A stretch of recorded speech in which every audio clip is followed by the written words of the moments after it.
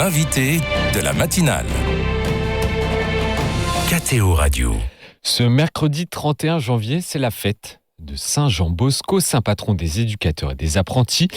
C'est pour nous l'occasion de parler du retour progressif des patronages en France avec le frère Sébastien Robert, salésien Don Bosco et économe provincial pour le sud de la Belgique et la France. Bonjour et bonne fête. Bonjour, merci, belle fête de Saint Jean Bosco à tout le monde. Don Bosco est né en 1815 dans une famille de paysans pauvres près de Turin, dans le nord de l'Italie. Il meurt en 1888 après avoir fondé les Salésiens et la congrégation de Marie Auxiliatrice pour les femmes, deux congrégations qui l'entourent pour déployer des activités pour les jeunes. Votre fondateur avait une attention particulière aux jeunes des quartiers pauvres et abandonnés. Quand il devient prêtre en 1841, Jean Bosco n'a aucune idée de ce qu'il va faire de son sacerdoce. À l'époque, soit on devenait précepteur de grande famille, soit on devenait curé de paroisse en village.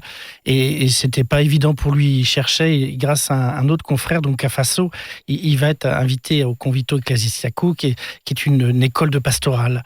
Il va se retrouver en prison, et en prison, là, il va découvrir des jeunes complètement enfermés, et il va s'effondrer en pleurs. On dit, mais qu'est-ce que font ces jeunes-là? Et ça va le toucher profondément, et il se dit il faut qu'on fasse quelque chose. C'est la naissance du système préventif de Don Bosco. Comment on peut éviter que des jeunes finissent en prison? Et ça, c'est en 1841 lorsqu'il est ordonné prêtre. Et donc c'est ensuite une rencontre complètement fortuite, un 8 décembre, cher aux Lyonnais qui nous écoutent, un 8 décembre qu'un gamin rentre dans la sacristie pour se mettre à l'abri du froid, de la pluie. Et le sacristain ici présent pensait que c'était pour servir la messe. Et le gamin, non. Donc il le chasse à coups de balai. Et Don Bosco va avoir cette phrase qu'on gardera toujours. Que faites-vous là? Ce jeune est mon ami. Et il va prendre soin de ce jeune, mais prendre soin simplement parce qu'il va être attentif à lui. Et chez Don Bosco, on va toujours être très attentif au jeune, à ce que vit le jeune, à connaître son histoire et à avoir un regard d'espérance sur lui. Et c'est de là que naîtra le premier oratoire de Don Bosco en 1841. Donc Don Bosco a contribué à l'essor des patronages, ces lieux d'éducation, de jeu, de sport et d'évangélisation pour les jeunes. Il y en a eu jusqu'à 15 000 en France au début du XXe siècle. Aujourd'hui, il y en a beaucoup moins, environ 200. Pourquoi sont-ils tombés en désuétude et que redécouvre-t-on aujourd'hui avec les patronages? Je pense que le développement des tas d'activités et de propositions que nos sociétés sécularisées ont vécues fait que, effectivement, le modèle peut-être ancien du patronage d'une église ancienne n'a pas correspondu à des attentes d'un développement du sport qui est formidable, mais de tas de fédérations qui ont développé les activités sportives notamment. Mais moi je me souviens dans un petit village de Loir-et-Cher à Montrichard où on avait une éveil, ce qu'on appelait une éveil, qui était une forme de patronage où on faisait du théâtre, on faisait du sport. Et donc les patronages se sont beaucoup développés aussi dans l'est de la France, en Alsace notamment. Ça a été fort et c'est ce qui a donné naissance à la Fédération sportive et culturelle de France, un des mouvements éducatifs de l'Église de France. Et donc, du coup, les patronages aujourd'hui sont vraiment ressollicités. Et j'ai été pendant 6 ans dans le diocèse de Pontoise et Monseigneur Stanislas Lalanne avait ce désir de refonder les patronages, les oratoires dans les paroisses, parce que ce sont des lieux où on peut permettre aux jeunes de grandir. Et chez Don Bosco, on est sensible à ça, d'une éducation intégrale. Le jeune a besoin d'une éducation sur trois niveaux. Je parle souvent de ça. Il y a d'abord le premier lieu. La première, c'est l'église, le premier lieu d'éducation, qui est la famille. Le deuxième lieu, c'est l'enseignement, l'école, apprendre à développer ses savoirs et ses savoir-faire. Et puis, le troisième lieu, c'est ce tiers-lieu éducatif.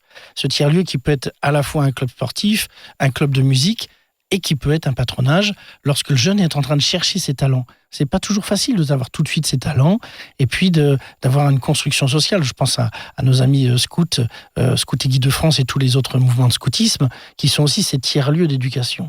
Et on s'est rendu compte que notre Église, dans son service de charité, devait être aussi un lieu d'accueil des jeunes. Et c'est d'où la renaissance des patronages.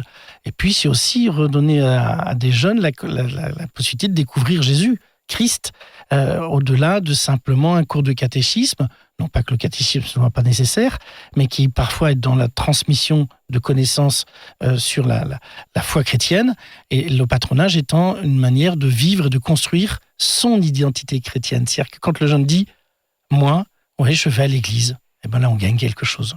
Pour être concret, vous participez au renouveau de ces patronages ces dernières années en France et en Belgique. Parlez-nous déjà de votre expérience du Val d'Occo, né en 95 à Argenteuil, dans l'une des périphéries de notre société, comme dirait le pape François. Oui, alors c'est les périphéries, c'est d'ailleurs le propre de la vie religieuse, d'être le cœur de la prière et en mission auprès des périphéries. Les périphéries nouvelles, c'est tous ces lieux où ces jeunes se concentrent.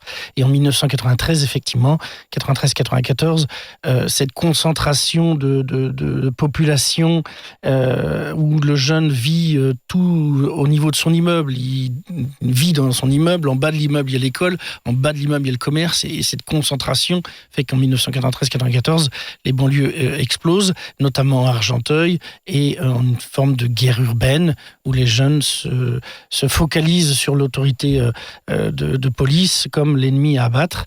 Et donc, du coup, voilà, ça devient une guerre. Et en 1994, l'évêque de Pontoise demande aux Salésiens de venir en disant il faut redonner de l'espérance à ces jeunes qui vivent dans les quartiers. Ce sont des bons jeunes. Mais vous savez que le plus grand danger d'un jeune, c'est l'oisiveté. Rester à rien faire, c'est là qu'on fait des bêtises. Et en fait, il n'y avait personne pour s'occuper d'eux. Et donc, avec mon confrère, le père Jean-Marie Petitclerc, en 1995, nous fondons le Val d'Occo à Argenteuil. Alors, c'est d'abord une association de prévention qui répond au cadre des politiques de la ville et donc financée par les collectivités territoriales, notamment les départements, pour des postes d'éducateurs spécialisés qui travaillent auprès des jeunes, et auprès de tous les jeunes. Chez Don Bosco, on est attentif à être présent partout. On a une école au Maroc, à Kenitra, où le système Don Bosco marche très bien, même en terre d'islam. Et donc, du coup, en 95, quand on ouvre le Val d'Occo, c'est d'abord pour s'occuper de tous les jeunes. Mais automatiquement, l'évêque de Pontoise me dit on vous confie aussi la paroisse Saint-Jean-Marie-Vianney d'Argenteuil, c'est-à-dire qu'on n'imagine pas chez nous d'être présent sans une présence sous 4 formes, l'école qui enseigne, la maison qui accueille, la famille qui éduque, et cette plaine de jeu où on peut se divertir. Et Don Bosco disait, laissez les jeunes courir, sauter, chanter. Les jeunes ont besoin de ça, ça fait partie de leur construction. C'est ouvert à toute religion, à toutes les familles. Alors le Val d'Occo, comme il répond à des demandes et à des sollicitations des préfectures, effectivement, nous avons cette obligation d'être laïque. L'association, le Val d'Occo est laïque. C'est pour ça qu'il y a quelques années, avec des jeunes de la paroisse, on s'est dit, mais il nous faudrait peut-être quelque chose qui soit un peu plus... où la présence du Christ est manifestée, où la présence de la foi chrétienne est manifestée.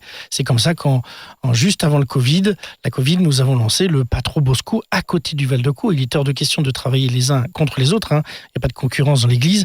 Et donc, du coup, on a travaillé avec le Val d'Occo. Et là, on est un lieu qui accueille, mais on va dire aux jeunes, dimanche, on se retrouve à la messe.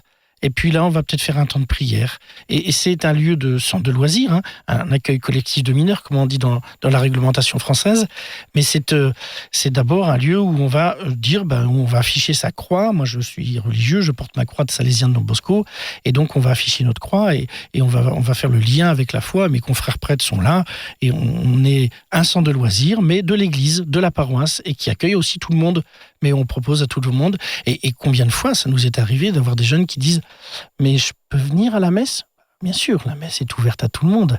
Et c'est aussi un moyen d'évangélisation, c'est-à-dire de proclamer cette bonne nouvelle du Christ mort et ressuscité pour nous. On le disait, les patronages suscitent un nouvel intérêt en France, dans tous les milieux sociaux, pas que dans nos quartiers populaires. Le cardinal Lustiger a créé la Facelle dans les années 90 pour favoriser de nouvelles ouvertures. Il y a aussi une redécouverte par les congrégations religieuses, les diocèses, les paroisses.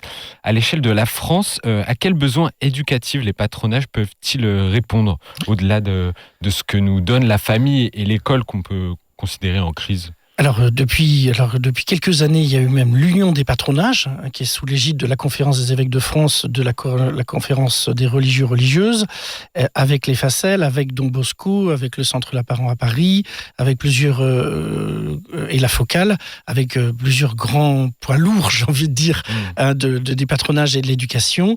Et effectivement, on s'est unis parce qu'il nous faut dire l'intérêt, la chance de pouvoir organiser dans toutes nos paroisses des patronages, des oratoires, dirons-nous chez Don Bosco. C'est ce tiers-lieu éducatif dont je parlais. C'est aussi se dire, mais ce que disait Don Bosco à son époque, si on ne s'occupe pas des jeunes, c'est eux qui vont s'occuper de nous. Et que comment on donne à notre monde un regard d'espérance et de se dire que les jeunes, l'avenir n'est pas foutu, eh bien c'est en redonnant des valeurs aux jeunes. Parce que dans une tradition ignatienne, on dirait on fait un choix qu'entre de bons chemins, mais faut-il encore savoir quels sont les bons chemins. Et je crois que ce qui sauvera notre monde, c'est bien sûr la bonne nouvelle du Christ, mais aussi l'enseignement de valeurs. Qu'est-ce qui, pour moi, fait que je suis fier? Comment un jeune, on peut lui demander, est-ce que tu es fier de ce que tu as fait? Et c'est ça qui est intéressant, c'est que le jeune, forcément, va avoir besoin de se confronter au cadre. Il se confronte au cadre des parentales, il se confronte au cadre institutionnel.